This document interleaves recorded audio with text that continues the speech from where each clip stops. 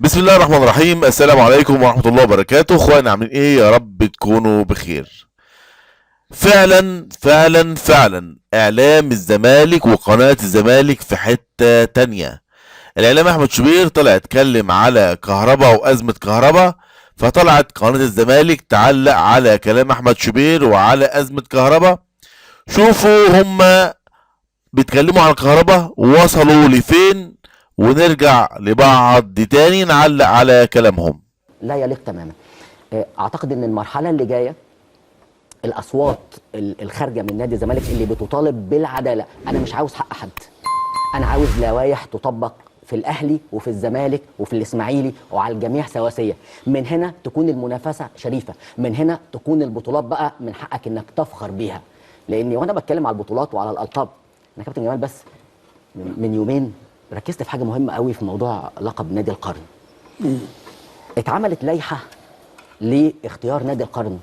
في كرة القدم معروف دايما ايه؟ انا امتى بلجأ للوائح؟ يا ريت بس تشاركوني كلكم في النقطة دي. انا امتى بلجأ للوائح عشان احسم لقب؟ لو في جدل او في تساوي ما بين نادي او اكتر، صح كده؟ يعني مثلا في كأس العالم مفيش كف ارجح، صح كده؟ لكن انت عندك المعيار ايه في كرة القدم؟ اللي هو العدد. في بطولة. حاجة واضحة عدد، لا بطولات. العدد.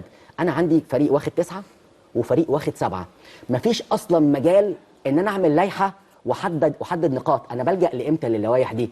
اما يكون في تساوي، يعني مثلا هنا 9 وهنا 9، في لائحة هنا 7. هو كان عمل النقاط على الالقاب يا ماجد. يعني لو انا احترم اللي صدر ان النقاط تتحسب على اللقب. لا انا مش عاوز يعني دوري الابطال 3 وكاس انا كلامي واحد. اصلا انما ده احتسب لك المباريات اللي لعبها الاهلي على مدار تاريخه. لا انا في دوري كلامي الابطال اصلا انا ليه هعمل لائحه؟ ما الحق واضح وضوح الشمس. اللائحه ما راحتش لحد ولا حد سمع بيها غير لما مفيش هو لائحة يعمل أصلاً. اللقب. برضو مفيش لائحة. ما بتكلمش عن لائحه، مفيش ما لائحة. بتكلمش عن لائحه يا كابتن. هل هي دي مبادئ؟ هل هي دي قيم؟ ده اهم سمات كره القدم واهم سمات الرياضه اللي احنا اتعلمنا، هي التواضع عند الفوز. اهم سمات الرياضه، اهم سمات كره القدم ان انا اما اخسر اروح للفريق اللي فاز. انا اما افوز اروح للفريق اللي خسر اقول له هارد لك. لكن احنا خدنا الرياضه لفكره تانية، وخدنا الرياضه لفكره من التكبر وان انا ومن بعد الطوفان. لا، في وضع عام لابد ان يستقيم في الرياضه المصريه. انت عارف يا ماجد كره انه القدم بيغرس المصريه في نفوس واللي يفوز جماهيره يفوز. واعلامه انه ضد الهزيمه. الاهلي لا يخسر، علما بانها لعبه رياضيه، وانت عارف وزي ما قلت وهذا لا كابتن يليق. انت كنت في المنظومه وقريب من العقول وعارف ان هم بيربوا الاجيال ده غلط. على انه الاهلي لا يخسر. ما هو ده اللي غلط، ما احنا ده طب لو بنقوله من خسر زمان. نعمل غلط. إيه؟ ده كره قدم ولا رياضه؟ اكسب مره واخسر مره، لكن احنا لازم نكسب على طول الخط. هو فايلر قال لك وللاسف أنا مش في دي غابة. اتنقلت من الجماهير ومن الاعلام لبعض المسؤولين. هختم كلمتي دلوقتي الى لجنه التظلمات. سمعه القضاء الاجلاء، قضاء مصر الشامخ دائما على المحك. اما يكون في خبر ان في تاكيد ان لاعب في عقوبه ضده، وفي لائحه بتقول ان التظلم لا يوقف العقوبه دي، ومع ذلك يبقى في تاكيدات من مصادر داخل اللجنه ان اللاعب ده يشارك، يبقى احنا عاوزين رد. احنا على الهوا دلوقتي عاوزين رد من لجنه التظلمات. الكلام ده حصل ولا ما حصلش؟ وبعد ما سمعنا تعليق قناة الزمالك على أزمة كهرباء وكلام الإعلام أحمد شوبير اللي اتكلم عن أزمة كهرباء، هم بدأوا بكهرباء وبدأوا برسالة الكابتن محمود الخطيب، ومفيش ثواني وقلبوا الموضوع عن قضية القرن ونادي القرن، والتسعة أكبر من السبعة والسبعة أقل من التسعة. والحقيقة وأنا بسمع الفيديو وكل أهلاوي بيسمع الفيديو بتاع قناة الزمالك وردهم على أزمة كهرباء أو إدارتهم أو كلامهم كله عن أزمات نادي الزمالك، فلازم نقول الحمد لله إن إحنا أهلاوية، والحمد لله إن إحنا بنشجع النادي الأهلي، والحمد لله إن قناة النادي الأهلي ما بتعملش زي قناة نادي الزمالك أو بتتناول المواضيع زي نادي قناة الزمالك ما بتتناول المواضيع. تقول لي ليه؟ اقول لحضرتك ليه. اولا كل كلامهم عن العدالة واللوائح، كل كلامهم عن العدالة واللوائح، ومفيش حد فيهم طلع لائحة وقال اللائحة بتقول 1 2 3 4. مفيش حد فيهم قال ان كهربا عمل غلط في مباراة النادي الاهلي والزمالك وراح للجماهير وهدف مع الجماهير فالعقوبة في اللائحة بتقول كذا.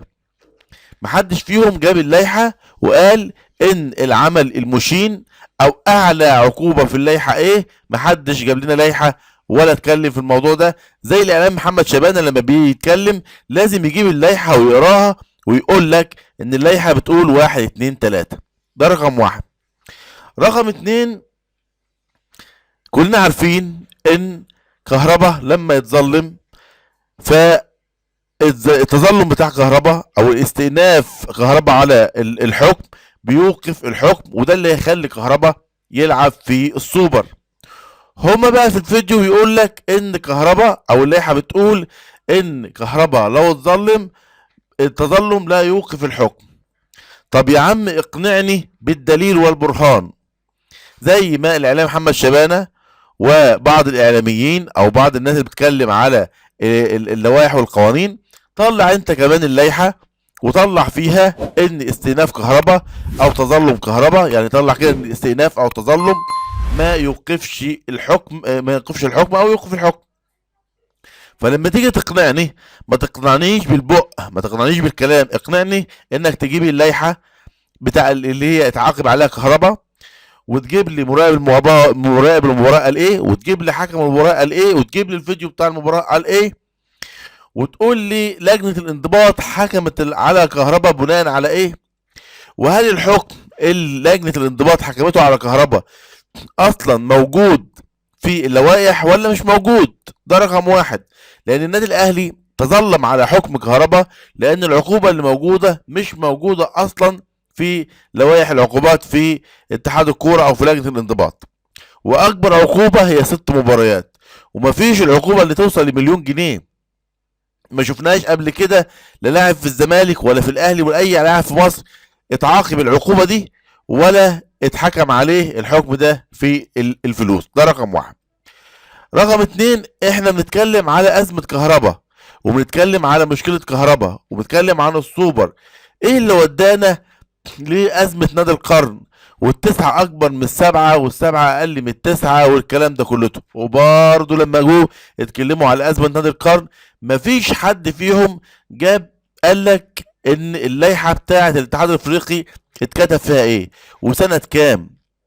طبعا كلنا عارفين تقريبا كانت سنه 93 او حاجه 90 لما النادي الاهلي كان ينسحب من البطوله، او النادي الاهلي كان مشارك، كان اخر بطوله خدها او كده، فالنادي الاهلي كان انسحب من البطوله. ده اللي عطى الفرصه لنادي الزمالك انه يلعب وياخد البطولات اللي هو قاعد دلوقتي يعني مولع الدنيا بيها وبطل القرن ومش بطل القرن.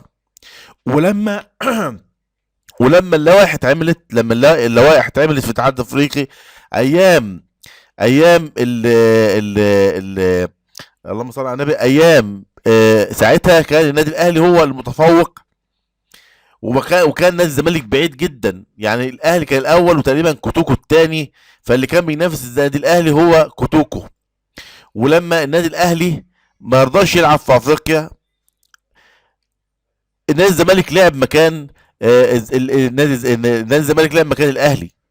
وفي نفس الوقت ان اللوائح كانت محطوطه بيمين شمال مش في صالح الزمالك، واللوائح كانت محطوطه كانت في الوقت ده النادي الاهلي هو اللي كان متفوق.